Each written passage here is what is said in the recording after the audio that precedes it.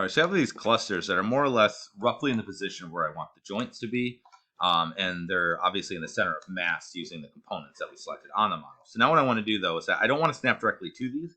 I'm going to create this curve character first. So we're going to create, where are you? Curve tools, CV curve tool, hit the option box, and I just want to make sure it's linear. I think it's cubic by default. So make sure it's linear, okay? And all we're going to do is we're just literally going to snap it to each one of these. So first I'm going to draw out the legs. So I'm just going to hold V for point snap, like vittles. So boom, boom, boom, boom, boom, like that, and hit enter. Boom, great. Now I'm just going to bring that tool back up. To bring the tool you just used back up, it's Y. Enter will redo the next tool. Y, or we'll redo an action, and then Y will do the tool again. So again, I'm going to hold V, and I'm just going to go right up the spine here, right through the neck, up to the top of the head. Oh, you know what? I forgot to do the jaw too. We gotta do the jaw. We'll do that after. And then hit Y, bring the tool back up again, and I'm gonna go ahead and we'll go from here. So I'm gonna hold. Wait, that's probably. See, look at that's a little bit off, isn't it? Oh, because that's the clavicle. So that shouldn't have been there. So I'm going to undo that. We're going to do this again. Sorry. Boom, boom, boom, boom. Up. Make sure you don't hit the clavicle. And then up. And then enter. Okay. Then we'll hit Y. And I'll go to V. From here to here to here to here to here. Okay. That's good. For the basically, I went from from this spine joint, the one that's below it, up to the clavicle and down the arm. And then I'm just going to hit Y again, and then V, and we'll just go from here to here to here to here, and then Y, and then V, from here to here to here to here to here, enter, Y, and hold V, boom. I'm just going right down from that wrist, down the hand, Y, and V, enter, Y, hold V. Good, okay. And we also need to do the eyeball here. So Y, and then hold V. Just go right from the head to the cluster there, which I did not get the cluster because I had that eyeball in there. So I need to add the eyeballs to the character geo. So I'm going to select this one, right click over top of this and go add selected objects. Now they're part of that. So Y and V, boom, great. Okay. So I also need to do my jaw joint. So I'm going to turn this back on. And let's make it regular mode, and I need to put the clusters in for the jaw. So typically, that's going to be basically just underneath the ear here. So I'm just going to grab, we'll say, this vertex here, and we'll grab the vertex just under the ear here. Okay, so those two, and then we'll just go ahead and create a cluster to form cluster. And then I'm just going to go ahead, and you can put this one, honestly, in a number of places, either at the tip of the lip or the tip of the jaw of the mental protuberance where your butt of the chin is. I'm just going to do it here, and I'll hit G to make a cluster. I'm going to turn the character model back off, just because I forgot to do that. And I'm going to go back to the cluster tool, and let's see, what do we want to do? I guess we'll just go from the head again. So I'm going to hold V from the head to the jaw to the second jaw joint. Okay, and I think I have all of the pieces. Should have drawn that there. It doesn't really matter, actually. Okay, great. So you can now see we have all these clusters. That's super okay. I need to get rid of all the clusters. It's actually not a benefit to me. They're literally just there so I could put these placements down. Okay, so we could do it a couple different ways. Probably the easiest way, though, is this. These are technically deformers, right? So one way to get rid of deformers, and if you look, you can see this guy now has all these clusters on him. Because basically, they, like I said before, they act as a deformer, and they're just basically attached, or the vertices are attached to these clusters. So if I just select the model and just go to edit, delete by type, or you can just go delete all by type and go history, it'll actually get rid of the clusters because those are part of its history. And so it'll remove them. It's probably kind of the easiest way. So you don't even have to have the model open. So I'm just going to turn it back off. But there we go. So now I want to be able to snap these joints after I make some adjustments.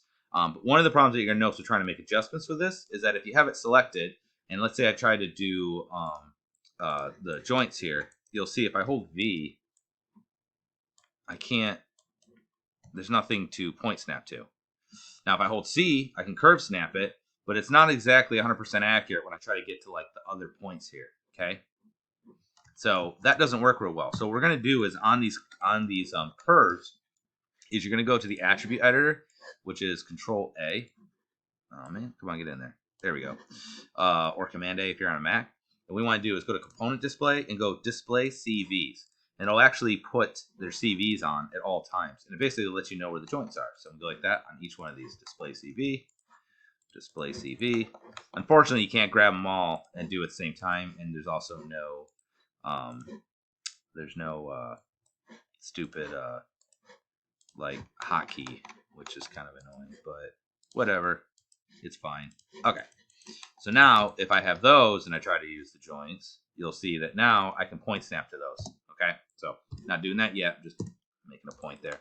You can also, if you want, because sometimes people find this fun, you can go to Objects Display, Drawing Overrides, Enable Overrides, and you can change the color of these. So if you want to try and find something that's a little bit easier to see, like maybe we do this bright green, you see, now that's like super easy to see. Can I just undo that? Good. Okay. Kind of get in the way of seeing the other things. Okay, so now what we're going to do is I'm going to put character geo back on. But let's see if ghosting works fine. We'll do, yeah, maybe ghosting will be fine. But I'm going to reference it. Okay. And then I'm also going to put, so I put X-ray, or you go shading, X-ray is also fine. And then we're also going to do wireframe unshaded, which is here, or you can click on it here. Okay. That way I can see the geometry where it is. All right. So now what I can do is basically from here, I'm just going to micromanage these parts, right? So for instance, on the leg here, if I go to vertices, you'll see that this one here is right in the center, but I actually want it a little bit forward because it's the knee. So most of the time when you're putting in your joints, remember the two rules I told you. It's either you're basing it off the geometry and you're basing it off of the character anatomy. Most of the time what you're trying to do is you're balancing between the two, and you usually go like 50% between. So I'm actually going to take this and just move it forward a little bit. I'm going to look at this hip here, and let's move it. Let me see. Let's just move it up and over there a little bit, so it's a little more like where the hip would be. So obviously, like the hip, right, is actually from the outside because your legs actually kind of bend inwards. And depending on whether you're male or female, you'll notice that females' hips are generally proportionally wider than males, right? It's kind of a common knowledge thing. One of the results of that, if you watch, I should say actually feminine, because it's funny because you'll actually notice with like gay men and stuff, often they'll have more of a different gait. You'll notice that like if you watch like a super like I'm masculine man kind of guy, like a cowboy guy, they'll walk real up and down, and that's because their legs tend to be farther out, and so it creates more up and down motion. But if you watch a female, they'll actually walk more straight like this. Like it won't be up and down as much, and that's because when they walk, the front leg will go in front of the other front leg, and it creates less up and down motion, and that's caused by the fact that the hips are farther out.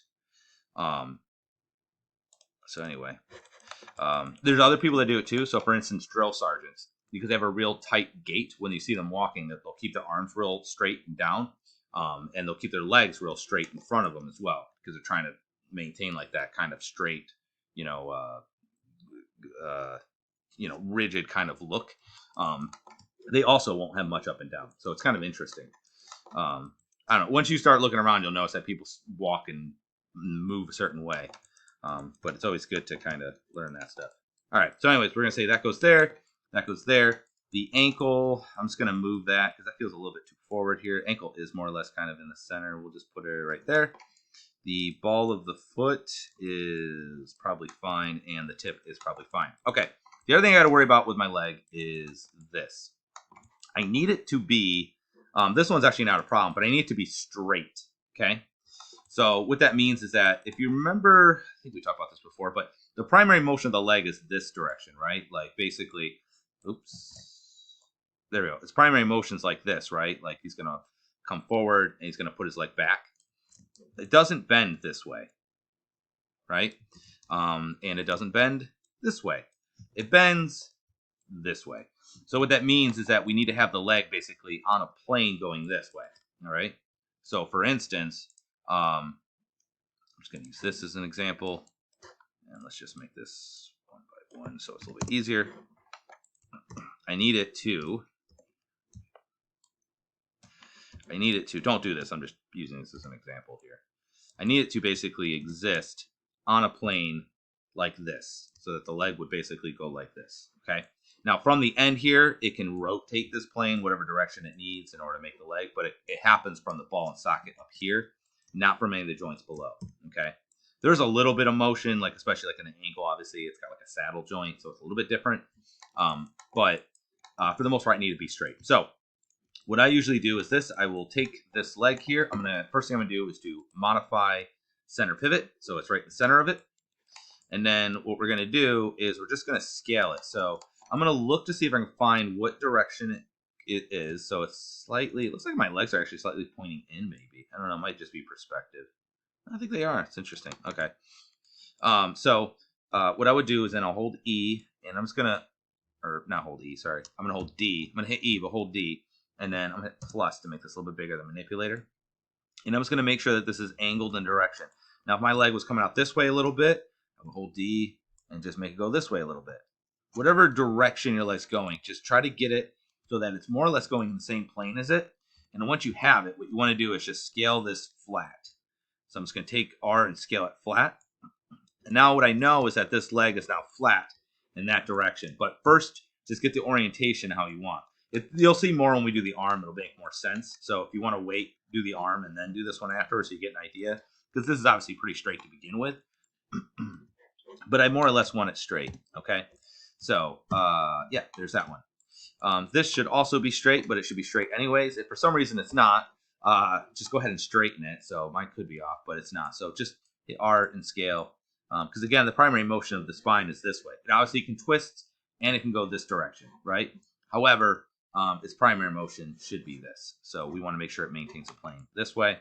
So I'm actually going to switch to a side view. Let's get this out of the way. And let's again do X-ray, and we'll do wireframe unshaded. I'm going to turn wireframe unshaded off because I can't see it very well. And what I want to do is more or less just get this position a little better. So you can see it's a little bit too swayed because my guy's got a belly. So I'm just going to go ahead and just straighten this out. And I want to also make it kind of even. So it's not too uneven as it stands, but I want to just make sure there's a nice gentle curve. Especially if yours is like going like this. Make sure it's just one kind of weak C curve. Let's take this guy. I'm going to put this down a little bit farther. Move this guy down a little.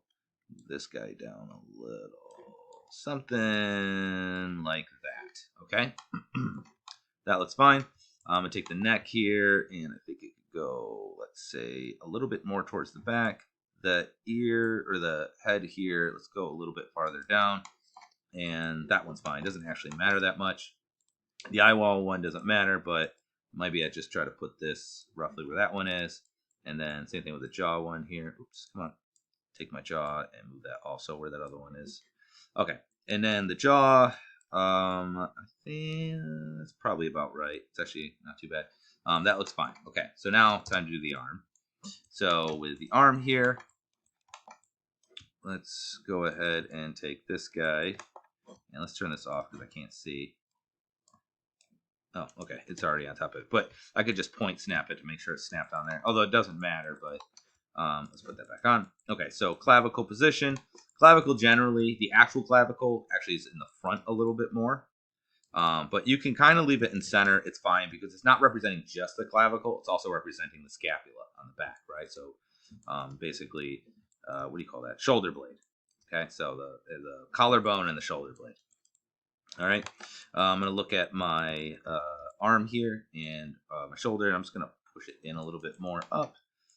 This, kind of like my knee, should actually be a little bit farther to the back. The wrist, I think, is probably fine. There isn't really too much to do that. Basically, that should just be in the center.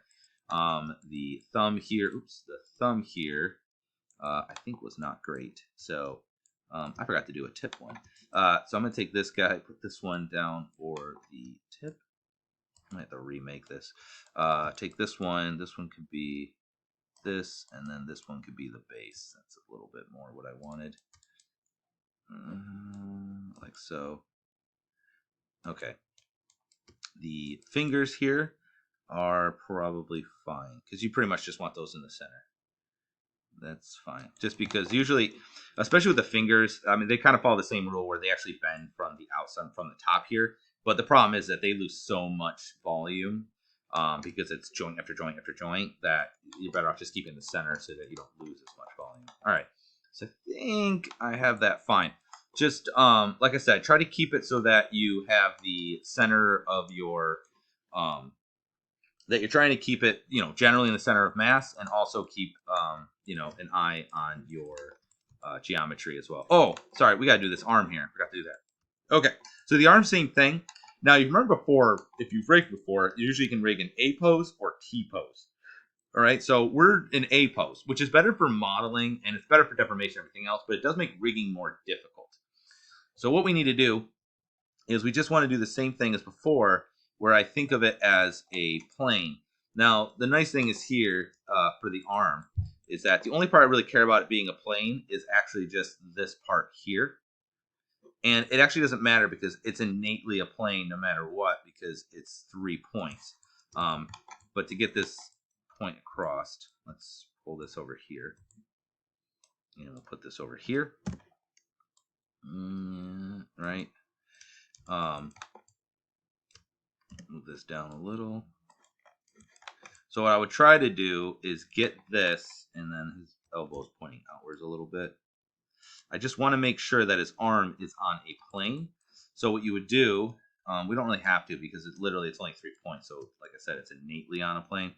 But I would hold like D, and I would try to get this orientation. I thought I was grabbing that. This orientation the same as this. I'm only showing you so that way you can see that I'm going to go by this, not the other plane. So see how it's mostly right. I'm just going to get this back out of the way.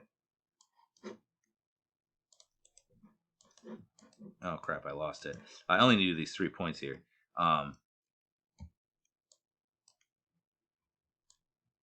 Like that and like this. Okay. And then what I can do is actually just scale that flat to make sure that they're on a plane. But the thing is, they're innately on a plane. I can't match it exactly very well. So, because it's 3 points, so 3 points automatically make a plane. If there's a fourth one, I could have a fourth one that would be off, but I'm not doing that anyway. So, anyway, that's what we were basically looking for, just to make sure that because this arm will bend on like this shape here, will bend in this plane. All right. Get rid of that. We don't really need it. All right, so we're going to call that good as far as the points are concerned. We have it generally laid in the body. And then the next video, I'm going to go ahead and we will put the joints in.